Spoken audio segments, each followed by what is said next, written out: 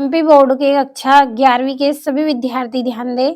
फरवरी माह में जो आपकी वार्षिक परीक्षा होने वाली है, उसके लिए जीव विज्ञान का सेट ए हम कंप्लीट करेंगे। तो वार्षिक परीक्षा के लिए पूरे महत्वपूर्ण प्रश्न मैं आपको इस वीडियो में बताऊंगी।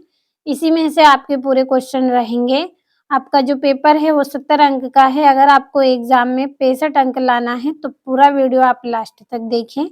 आज की यह क्लास हिंदी मीडियम और इंग्लिश मीडियम दोनों क्लास के बच्चों के लिए है। तो सारे प्रश्न आंसर कंप्लीट कर लिए हैं, केवल समझना है। यह आपका पहला प्रश्न है, सही विकल्प चुनिए। पहला है वह कोशिका अंग जिसमें डीएनए पाया जाता है। तो क्या है? केंद्रक, माइटोकॉन्ड्रिया, हरित लवक। तो इसका आंसर रहेगा ये सभी।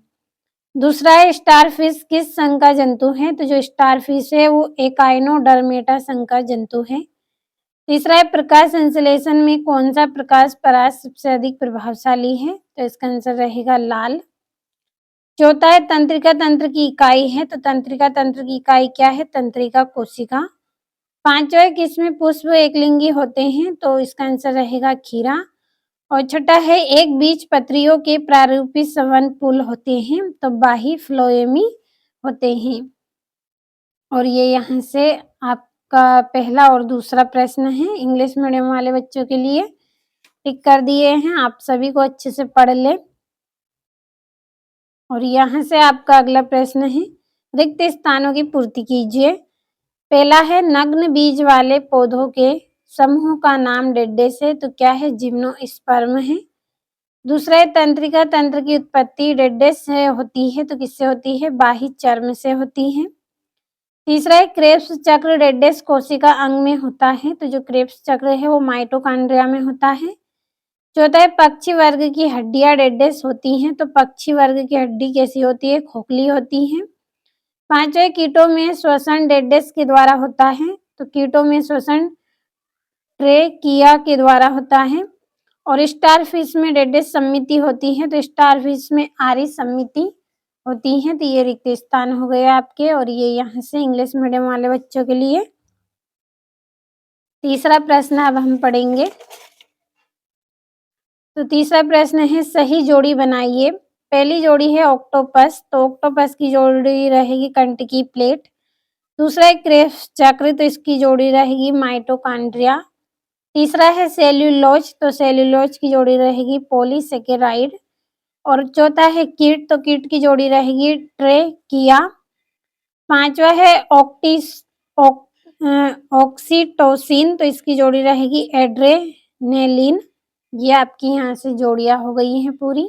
एक एक प्रश्न इम्पोर्टेंट है। तो अगर आपको भरोसा हो, अगर आपको लगे कि हमें प्रश्नों को पढ़ना चाहिए तो आप जरूर कंप्लीट करें, सारे महत्वपूर्ण हैं। और ये चौथा प्रश्न है एक वाक्य में उत्तर लिखिए। पहला है गुणसूत्र किन पदार्थों के बने होते हैं? तो गुणसूत्र डीएनए व आरएनए प्रोटीन के बने होते हैं। दूसरा है अंतःस्त्रावी ग्रंथियों के अध्ययन को क्या कहते हैं? तो एंडोकाइनोलॉजी कहते हैं। और द्विखंडन क्रिया किसकी है? तो जो द्विखंडन क्रिया है वो किसकी है? एकल कोशिका वाले जीवों की, जिसमें एक कोशिका पाई जाती है। जिन जीवों में एक कोशिका रहती है उसमें द्विखंडन की क्रिया होती है। और चौथा है अमीबा का प्रचलन अंग कौन सा है? तो कूटपात इसका आंसर रहेगा। पांचवा है नाखून किसका बना होता है? तो जो नाखून है वो किसका बना होता है? काइटिन का बना होता है नाखून। जल्दी से स्क्रीनशॉट आप लें। यहाँ से आपका पांचवा प्रश्न है सत्य असत्य लिखिए। पहला है मानव का वैज्ञानिक नाम मैगीफेरा इंडिका है। तो यह सत्य है। दूसरा है जड़ें गुरुत्वानुवर्ती गति प्रदर्शित करती हैं। तो सत्य है। तीसरा है मोलस्का वर्ग के जंतुओं को हेक्सापोडा भी कहते हैं। तो असत्य है। चौथा है एम्फीबियन जीवों के हृदय में 3 कक्ष पाए जाते हैं। तो सत्य है। पांचवा है प्यूरिन में 2 और पिराडीन में 1 रिंग वाली संरचना होती है। तो सत्य है। और तंत्रिका कोशिका विभाजित होती है। तो यह आपका सत्य रहेगा। और यहाँ से ये आपके 2-2 नंबर के प्रश्न हैं, पूरे महत्वपूर्ण प्रश्न हैं। भरोसा रखें, कंप्लीट अच्छे से करें। आपका 8वां प्रश्न है विभिन्न प्रकार के पर्ण विन्यास का उदाहरण सहित वर्णन कीजिए।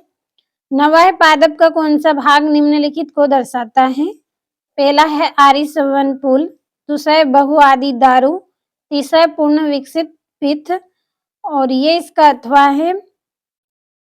और ये आपका 10वां है क्लोरोप्लास्ट का नामांकित चित्र बनाइए। और एपो एंजाइम तथा हेलो एंजाइम में अंतर बताइए। तो 2 नंबर के हैं।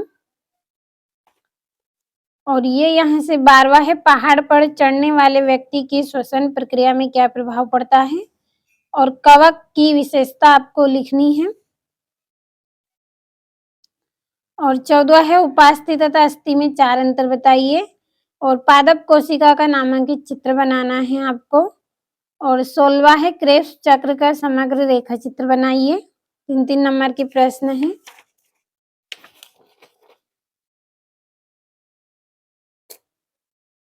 और ये 17वां है चक्रीय एवं अचक्रीय फोटोफॉस्फोरिलेशन में अंतर लिखिए। रिलेशन में अंतर आपको बताना है। और श्वसन एवं दहन में अंतर बताना है 4 नंबर में। और मानव सृजन तंत्र की संरचना का सचित्र वर्णन करना है। और यहाँ से आपको एक्टिन एवं मायोसिन पेशी तंतु में अंतर बताना है 4 नंबर में। और मेरुरज्जु के अनुप्रस्थ काट का नामांकित चित्र बनाइए, ये भी 4 नंबर का है। तो आज के इस वीडियो में कक्षा 11वीं के लिए जीव विज्ञान के महत्वपूर्ण प्रश्न सेट ए में हमने पढ़े हैं। अगले वीडियो में सेट बी में आपको और महत्वपूर्ण प्रश्न बताऊंगी। जब तक आप इनको अच्छे से कंप्लीट करें।